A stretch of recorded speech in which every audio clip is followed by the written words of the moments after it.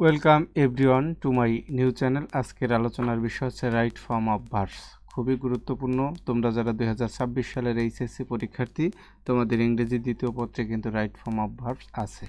শুরু করছি। এখন তোমাকে আগে বুঝতে হবে যে রাইট ফর্ম অফ ভার্বসের যে উত্তরগুলো তুমি করবে কিভাবে করবে, তার যে কিছু ক্লু, শর্ট টেকনিক।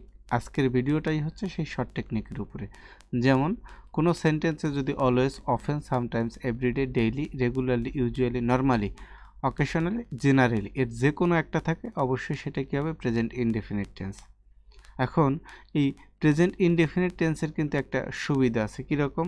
যে সাবজেক্ট যদি থার্ড পারসন সিঙ্গুলার নাম্বার হয় তাহলে ভার্বের সাথে এস অথবা ইএস, আর যদি না হয় তাহলে প্রয়োজন নেই। এরপরে কোনো সেন্টেন্সে যদি নাও থাকে, at this moment, at this time, at present, still, listen, এর যে কোনো একটা থাকলে সেটা কোন টেন্স হবে? Present continuous tense. ওকে, আশা করি বুঝতে পেরেছো। নোট: যেসব ভার্বে কন্টিনিউয়াস হয় না সেসব ভার্ব প্রেজেন্ট কন্টিনিউয়াস আসলে তাদেরকে প্রেজেন্ট ইনডেফিনিটে করতে হয়। ওকে, যেগুলোর কন্টিনিউয়াস হবে না সেটা প্রেজেন্ট ইনডেফিনিটে করতে হবে।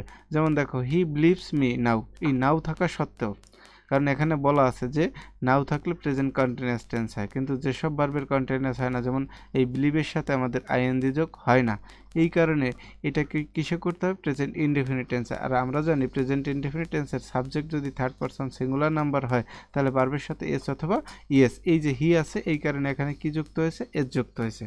আশা করি বুঝতে পেরেছো। এরপর হচ্ছে present continuous: already, just, just now, yet, never, ever, lately, recently, এর যে কোনো একটা সেন্টেন্সে থাকলে অবশ্যই তোমাকে প্রেজেন্ট পারফেক্ট টেন্সে নিতে হবে। এখন একটা কথা আছে যে প্রেজেন্ট পারফেক্ট টেন্সে নিতে হবে। এখন তুমি যদি না জানো যে প্রেজেন্ট পারফেক্ট টেন্সের স্ট্রাকচারটা কি, তাহলে কিন্তু তুমি পারবে না। যেমন প্রেজেন্ট পারফেক্ট টেন্সের স্ট্রাকচার হচ্ছে সাবজেক্ট, তারপরে হ্যাভ অথবা হ্যাজ, তারপরে আসবে ভি3 মানে ভার্বের পাস্ট পার্টিসিপল ফর্ম, তারপর হচ্ছে অবজেক্ট। এরপরে প্রেজেন্ট পারফেক্ট কন্টিনিউয়াস সিন্স এবং ফর। এখন বেশিরভাগ স্টুডেন্টদের কিন্তু এই সিন্স এবং ফরের ব্যবহারটা পারে না। আজকে সুন্দর করে বোঝানোর চেষ্টা করছি কীরকম সিন্স এবং ফর। ফর হচ্ছে একেবারে নির্দিষ্ট যদি থাকে সেই ক্ষেত্রে ফর, আর নির্দিষ্টতার ভিতরে একটু অনির্দিষ্টতা থাকবে সেই ক্ষেত্রে হবে সিন্স। আর আমার প্রত্যেকটা কথা কিন্তু তোমাকে না টেনে শেষ পর্যন্ত দেখতে হবে, না বুঝলে টেনে টেনে দেখতে হবে বা না টেনে দেখতে হবে। আশা করি বুঝতে পেরেছো। যেমন যদি বলি I have been reading books for 2 hours, 2 ঘন্টা যাবৎ বই পড়তেছি, তাহলে এখন যদি ঘড়িতে বাজে 9টা, তাহলে শুরু করেছিলাম কয়টায়? 7টায়, ফিক্সড। এইবার আমি যদি বলি যে I have been reading books since morning, সকাল থেকে পড়া শুরু করেছি, সকালটা কিন্তু নির্দিষ্ট, রাতও বলি নাই, অন্য টাইমও বলি নাই, কিন্তু সকালের কোন সময়টা এটা কি আছে? নাই। সকাল তো 7টা হতে পারে, 8টা হতে পারে, 7টা 10, 7টা 20, এরকম। আশা করি বুঝতে পেরেছো যে ফর হচ্ছে একেবারে ফিক্সড আর সিন্স হচ্ছে ফিক্সড থাকবে।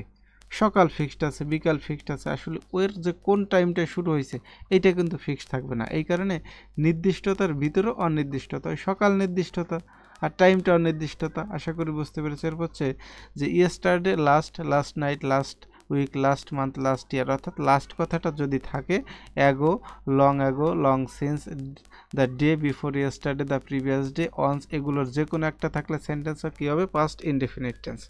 কি টেন্স? Past indefinite tense. এরপরে পাস্ট কন্টিনিউয়াস আছে at that moment, present continuous ছিল অ্যাট দিস মোমেন্ট, আর এখানে থাকবে অ্যাট দ্যাট মোমেন্ট। এখানে ছিল আচ্ছা অ্যাট দিস টাইম, এখানে কী হয়েছে? At that time, at that moment, while, when, as দ্বারা যুক্ত দুটি অতীত ঘটনার হোয়াইল এবং হোয়েন যুক্ত অংশটি পাস্ট কন্টিনিউয়াস হয়, বাকি অংশটি পাস্ট ইনডেফিনিট হয়। মূল কথা এগুলো যদি থাকে তাহলে কী হবে? পাস্ট কন্টিনিউয়াস টেন্স হবে।